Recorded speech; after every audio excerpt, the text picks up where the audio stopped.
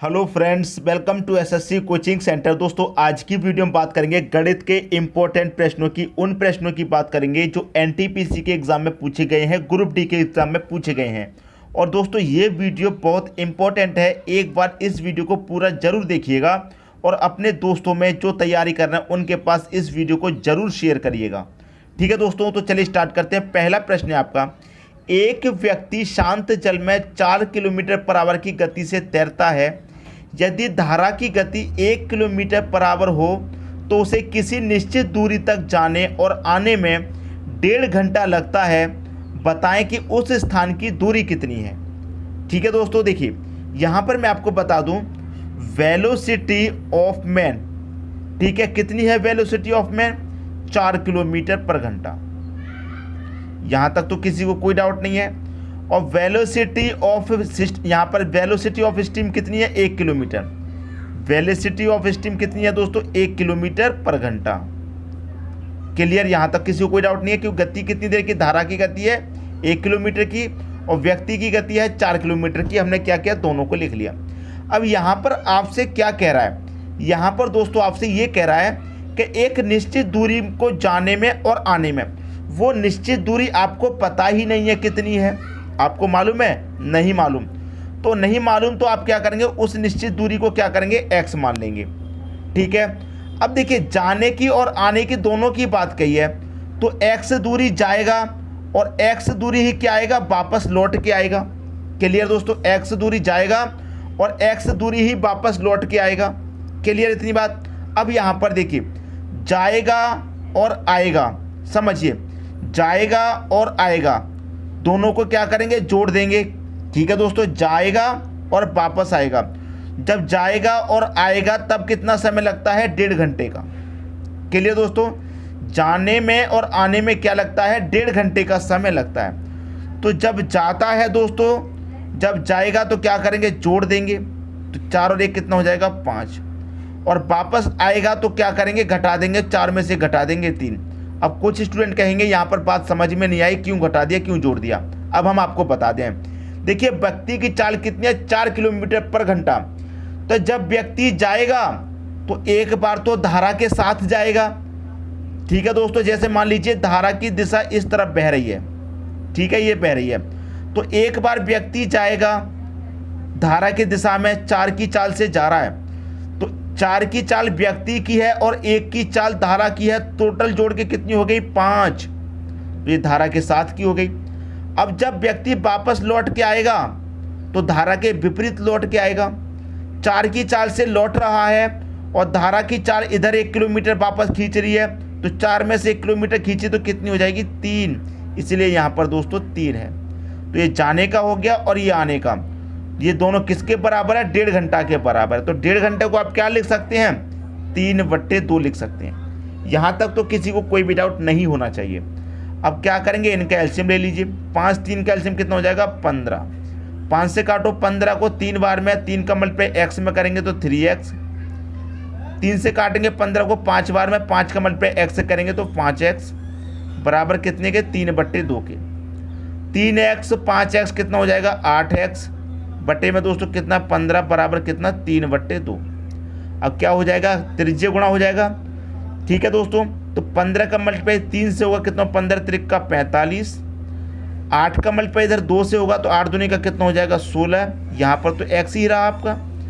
8 का मल्टीप्लाई 2 से हो गया नीचे 16, 15 का 3 से हो गया 45, तो x कितना निकल गया? 15/16। 15/16 जिस ऑप्शन में वही आपका सही आंसर है। 45/16। 45/16 कहाँ दे रखा है? पहले ऑप्शन में। ये क्या आ गया? आपका आंसर आ गया। मैं उम्मीद करता हूँ कि इस प्रश्न में आपको जरूर कुछ ना कुछ नया सीखने को मिला होगा। ये प्रश्न बहुत ही अच्छा प्रश्न है दोस्तों, और ये प्रश्न है नाभ और धारा का, और इस प्रश्न से आपको जरूर कुछ नया सीखने को मिला होगा। अगर इस प्रश्न में कोई भी डाउट हो अभी भी तो कमेंट बॉक्स में बता दीजिएगा। ठीक है दोस्तों, अब देखेंगे अगला क्वेश्चन। अगला क्वेश्चन है, ए और बी की वर्तमान आयु का योग 22 वर्ष है। यदि ए बी से 4 वर्ष बड़ा है तो ए की वर्तमान आयु ज्ञात करो। देखिए, 2 व्यक्ति हैं आपके पास, ए और बी। ठीक है, ए और बी, इनकी वर्तमान आयु का योग दे रखा है 22 वर्ष। ठीक है, अब यहाँ पर कह रहा है जो ए है वो बी से 4 वर्ष बड़ा है, जो ए है वो बी से कितना बड़ा है, 4 वर्ष। तो देखिए ए और बी को मैं बराबर कर दूं तो दोनों बराबर हैं। अब बराबर के बाद में क्या है, ए जो है कितना बड़ा है, 4 वर्ष बड़ा है। ठीक है दोस्तों, ए कितना बड़ा है, 4 वर्ष बड़ा है बी से। इतनी बात दोस्तों समझ में आ गई, ए कितना बड़ा है, 4 वर्ष बड़ा है बी से। अब यहाँ पर क्या है, दोनों की आयु का योग कितना दे रखा, 22 वर्ष। ठीक है, दोनों की आयु का योग। अब देखिए ए आपका कितना है, 4 वर्ष। अगर मैं इस योग में से ये जो 4 वर्ष बड़ा है इसे घटा दूंगा तो ये कितना हो जाएगा, दोनों बराबर बराबर के हो जाएंगे। जो 4 वर्ष अधिक है ए, उसे मैं घटा दूंगा तो दोनों बराबर हो जाएंगे। तो 22 में से मैं 4 घटा दूंगा, कितना हो जाएगा, 18। अब 18 में क्या हो गया, दोनों बराबर बराबर के। दोनों बराबर बराबर के का मतलब क्या है कि जो ए है वो भी 9 वर्ष का है और बी है वो भी 9 वर्ष का है, दोनों बराबर बराबर के हो गए। ठीक है, अब यहाँ पर तो कुछ करना ही नहीं है आपको। जो ए है वो बी से क्या है, 4 वर्ष बड़ा है। तो जब दोनों बराबर बराबर हैं और जब 4 वर्ष ए बड़ा है तो 4 जोड़ दीजिए। ठीक है, 9 में 4 जोड़ेंगे कितना हो जाएगा, 13। तो ए कितने वर्ष का है, 13 का, और बी कितने का है, 2 का, 9 का। आप देखेंगे तो 4 वर्ष बड़ा है ए, तो 13 वर्ष का है। ए की वर्तमान आयु पूछ रहा है कितनी है, 13 है। सी ऑप्शन हो जाएगा आपके प्रश्न का दोस्तों सही आंसर। मैं उम्मीद करता हूं कि सभी को प्रश्न अच्छे तरीके से समझ में आ गया होगा। अब देखेंगे अगला क्वेश्चन। अगला क्वेश्चन है, एक्स से चिन्हित लुप्त मान ज्ञात कीजिए। ठीक है दोस्तों, आपको क्या करना है, एक्स फाइंड करना है। देखिए मैं आपको पहले बता दूं, प्रश्नवाचक चिन्ह के स्थान पर मैं एक्स लिखना चालू कर दिया हूं, क्योंकि क्या होता है, प्रश्नवाचक जो चिन्ह है उसे समझने में स्टूडेंट को प्रॉब्लम हो रही है। उन्होंने कमेंट कर बताया है, आप जो क्वेश्चन मार्क बनाते हैं ये वाला इस तरीके से, ये हमें लगता है कि 2 का है। तो कन्फ्यूज़न को दूर करने के लिए मैंने क्वेश्चन मार्क के स्थान पर एक्स लिखना चालू कर दिया है, जिससे कि कोई प्रॉब्लम ना हो। ठीक है दोस्तों, अब क्या कह रहा है, एक्स प्रतिशत ऑफ 40 बराबर क्या है, 1.20। तो एक्स का स्थान आपको पता करना है क्या होगा। देखिए यहाँ पर क्या है, एक्स प्रतिशत का मतलब क्या होता है, बटे में 100 होता है। ठीक है, ऑफ का मतलब होता है मल्टीप्लाई, कितना, 40 बराबर कितने के है, 1.20 के है। ठीक है दोस्तों, यहाँ तक किसी को कोई भी डाउट नहीं होगा। अब देखिए यहाँ पर क्या है, x मल्टीप्लाई 40 बराबर 100 नीचे है बटे में, इधर आएगा बराबर के तो इससे मल्टीप्लाई हो जाएगा। तो 1.20 से क्या हो जाएगा, मल्टीप्लाई हो जाएगा 100 का, इस 100 का इस तरीके से। अब देखिए यहाँ पर क्या है, दशमलव। तो अगर आप इस दशमलव को हटाएंगे तो दशमलव के स्थान पर 1 आ जाएगा, और दशमलव का जितनी संख्या होती है उतने 0 आ जाते हैं। क्लियर। अब देखिए दशमलव हट गया तो ये कितना हो गया, 120। तो 100 से ये 100 कट गया, ये कितना है, 120। ठीक है, 40 बराबर 120, तो बराबर में कट जाएगा। तो 40 से आप 120 को कटाएंगे, कितनी बार में कटेगा, 3 बार में। 40 से 120 कट गया, इधर कितना बचा, x। तो x का मान दोस्तों कितना आ गया, x का मान आ गया आपका 3। पहला ऑप्शन हो जाएगा सही आंसर, एनटीपीसी 2016 में पूछा गया प्रश्न है। अब देखेंगे अगला क्वेश्चन। अगला क्वेश्चन है, एक टीम 45 खेल जीतती है, जो खेले गए खेलों का 60% था। टीम ने कितने खेल खेले, एनटीपीसी 2016 में। एक टीम ने कितने खेल जीते दोस्तों, 45 खेल जीते, और उसका वो कितना है, 60% है। तो देखिए यहाँ पर क्या कह रहा है, एक टीम ने 45 खेल जीतती है, जो कि खेले गए खेलों का 60% है। तो यहाँ पर समझ में आई बात, खेल कितने जीते हैं 45 और परसेंट में कितने जीते हैं 60। तो आप यहाँ पर 60% बराबर कितना हो जाएगा, 45 के हो जाएगा कि नहीं हो जाएगा। जब 60% का मान 45, तो आप 1% का मान निकाल लीजिए, कितना होगा 45। ये कहाँ जाएगा, बटे में। 15 त्रिक का 45, 15 चौके 60। तो 1% का मान कितना हो जाएगा, 3/4। आपसे पूरा टीम ने कितने खेल खेले, तो टीम ने चाहे जितने भी खेल खेले हों वो अपने आप में 100% होंगे। तो 1% का मान 3/4, तो आपको क्या निकालना है, 100% का मान। तो 100% का क्या निकालेंगे, ये 1% का मान है 3/4, आपको 100 का निकालना है। तो 1% के मान से क्या करेंगे, 100 का मल्टीप्लाई। तो 4 से आप 100 को कटा देंगे 25 बार में, 25 त्रिक का कितना हो जाएगा, 75। तो टीम ने कितने खेल खेले थे, टीम ने खेले थे दोस्तों आपके 75 खेल। बी ऑप्शन हो जाएगा सही आंसर। उम्मीद करता हूं सभी की समझ में प्रश्न आ गया होगा। अब देखेंगे अगला क्वेश्चन। अगला क्वेश्चन है आपका, अमन अपनी शर्ट पर 30%, 25%, 15% के क्रमानुसार छूट पाता है, एकल बराबर छूट ज्ञात कीजिए। देखिए, एक शर्ट पर 30%, 25%, 15% की 3 छूटें उसे मिली हैं, तो तीनों मिलाकर के उसे कितनी एक छूट मिली है वो बताना है। एनटीपीसी 2016 में पूछा गया था। देखिए तरीका क्या है प्रश्न को सॉल्व करने का, उसे देखिए। पहली छूट है दोस्तों 30% की, ठीक है। तो 30% का मतलब क्या होता है, 30% का मतलब बटे में 100। इसको जब सॉल्व करेंगे तो 0 से 0 कट जाएगा, तो इसका मतलब क्या हो जाएगा, 3/10। मतलब 10 रुपये की चीज़ पर 3 रुपये की छूट। क्लियर, 10 की चीज़ पर 3 की छूट। आगे दे रखा है 25%। कितना दोस्तों, 25%। इसे सॉल्व करेंगे, 25% का मतलब बटे में 100। 25 एकम 25, 25 चौके 100, 1/4 निकल गया है, मतलब 4 रुपये पर 1 रुपये की छूट। फिर आगे दे रखा है 15% की छूट। इसे जब सॉल्व करेंगे तो 15 बटे में कितना, 100। इसे कटाएंगे दोस्तों, ये कटेगा आपका 5 से कटाऊंगा, 5 एकम 5, 5 से कटाऊंगा 3 बार में, 5 से कटाऊंगा 20 बार में, मतलब 20 रुपये पर 3 रुपये की छूट। तीनों प्रतिशत आपने सॉल्व कर लिया। अब देखिए 10 रुपये पर क्या है, 3 रुपये की छूट, मतलब 10 रुपये की चीज़ है वो कितने में मिलेगी, 3 में। जो 4 रुपये की चीज़ है वो कितने मिलेगी दोस्तों, 4 रुपये पे 1 रुपये की छूट, उसका मतलब वो कितने मिलेगी। देखिए 10 रुपये की चीज़ पर 3 रुपये की छूट, इसका मतलब वो 7 में मिलेगी दोस्तों। यहाँ पर थोड़ी गलती हुई है, 7 मिलेगी। 4 रुपये की चीज़ पर 1 रुपये की छूट, इसका मतलब 4 में से 1 घटा दो, कितने मिलेगी, 3 में। 20 रुपये की चीज़ पर 3 रुपये की छूट, तो 20 की चीज़ पर 3 की छूट, इसका मतलब वो कितने मिलेगी, 70 में मिलेगी। ठीक है दोस्तों, अब क्या करना है, इनका गुना 10, 4, 20 का गुना करेंगे दोस्तों, कितना हो जाएगा, ये 800 आ जाएगा। इनका तीनों का गुना करेंगे दोस्तों, कितना हो जाएगा, ये 357 हो जाएगा।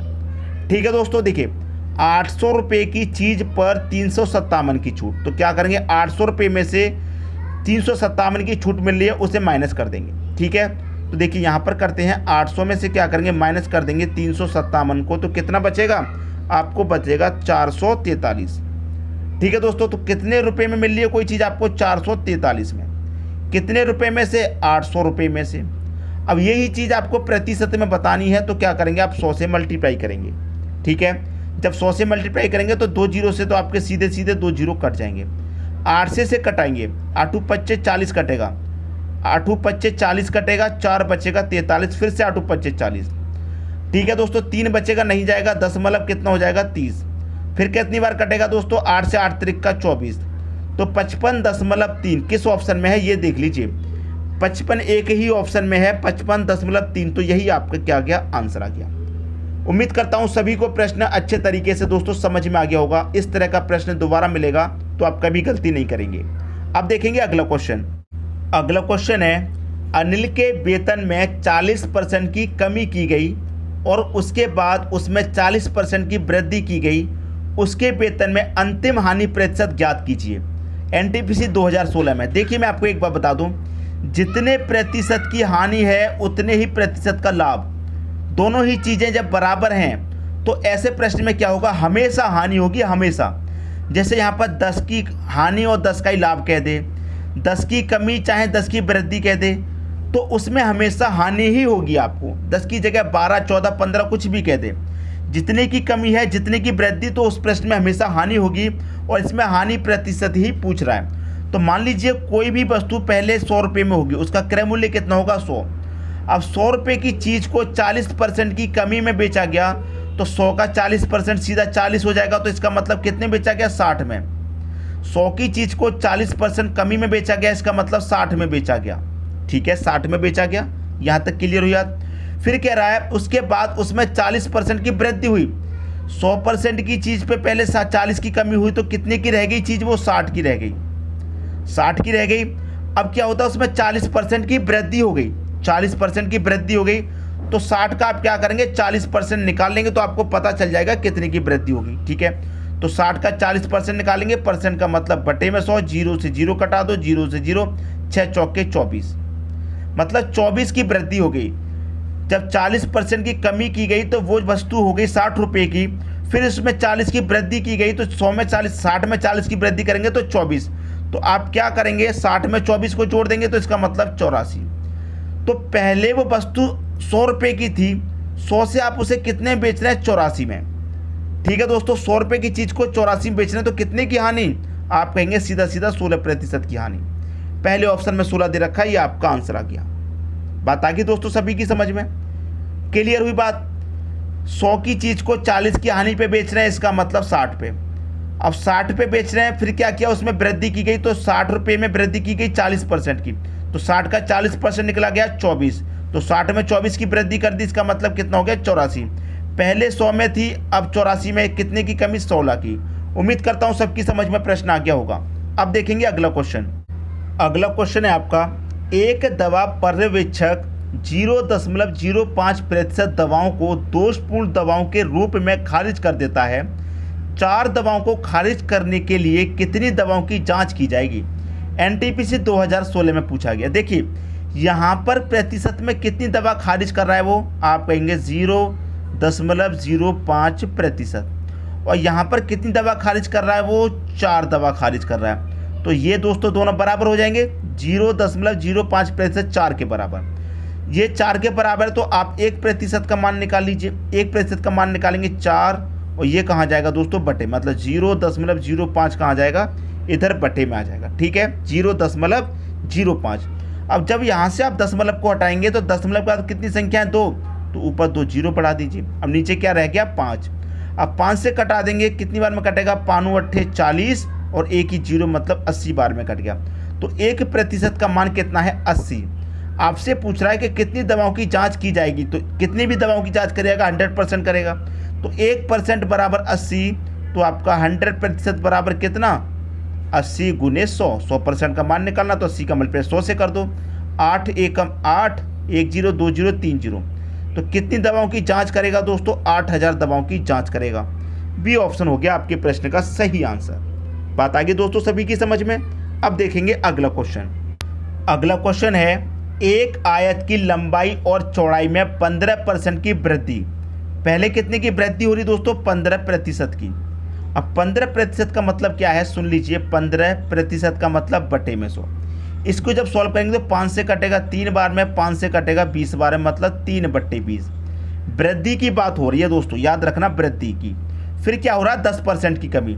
तो 10% का मतलब क्या है दोस्तों? 10% का मतलब बटे में 100। इसे कटाएंगे तो 1 बट्टे कितना आ जाएगा? ये 10। अब समझिए, यहाँ पर वृद्धि की बात थी, तो वृद्धि की बात है तो 20 रुपये पर 3 की वृद्धि, मतलब जो चीज़ 20 रुपये की है उस पर 3 की वृद्धि, तो कितने में मिलेगी? 23 में मिलेगी। ठीक है, और यहाँ पर क्या है? कमी की बात है, तो जो चीज़ 10 रुपये है उस पर 1 की कमी है। 10 रुपये की चीज़ दोस्तों 1 की कमी पर मिलेगी, इसका मतलब कितने मिलेगी? 9 में। 20 रुपये की चीज़ 23 में मिलेगी, 10 रुपये की 9 में। क्या करेंगे? ऊपर मल्टीप्लाई, जैसे पहले क्वेश्चन में क्या था? 10 का मल्टीप्लाई 20 से करेंगे कितना हो जाएगा? 200। 23 का मल्टीप्लाई 9 से करेंगे कितना हो जाएगा? 207। अब देखिए 200 रुपये की चीज़ कितने मिल रही है? 207 में। तो कितने का प्रॉफिट हो रहा है? 7 का। कितने पर हो रहा है? 200 पर हो रहा है, क्योंकि 200 क्रय मूल्य हो गया। 200 की चीज़ 207 में मिलेगी तो 200 क्रय मूल्य हो गया। और प्रतिशत में निकालनी है ये चीज़, तो क्या करेंगे? 100 से मल्टीप्लाई। अब आप 2 जीरो से सीधा 2 से 0 कट जाएगा। 2 से कटाएंगे, 2 त्रिका 6.5। 3.5 आपके प्रश्न का आंसर आ जाएगा। 3.5%। क्लियर हुई दोस्तों बात? किस ऑप्शन में है? सी ऑप्शन में दे रखा है दोस्तों। ये क्या आ जाएगा? आपके प्रश्न का सही आंसर आ जाएगा। तो मैं उम्मीद करता हूं दोस्तों सभी को प्रश्न बहुत ही अच्छे तरीके से समझ में आ गया होगा। दोस्तों यदि वीडियो पसंद आया तो लाइक करें और दोस्तों में भी शेयर करें। यदि आपने हमारे चैनल को अभी तक सब्सक्राइब नहीं किया है तो कर लीजिए और बेल आइकन का बटन भी दबा दीजिए दोस्तों। धन्यवाद।